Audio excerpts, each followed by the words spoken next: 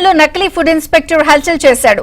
ఓ కిరాణా shop లోకి వెళ్లిన నకిలీ అధికారి అనిల్ కుమార్ అనుమతి లేకుండా సిగరెట్లు ఎలా అమ్ముతున్నారు అని ఫైన్ కట్టాలని షాప్ యజమాని బెదిరించాడు.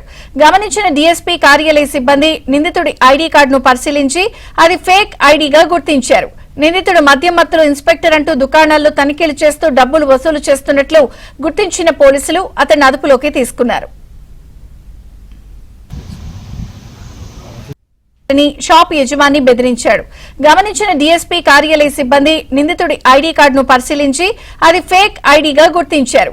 నిందితుడు మద్యం మత్తులో ఇన్స్పెక్టర్ అంటూ దుకాణాల్లో తనిఖీలు చేస్తూ డబ్బులు వసూలు చేస్తున్నట్లు గుర్తించిన పోలీసులు అతన్ని అదుపులోకి తీసుకున్నారు.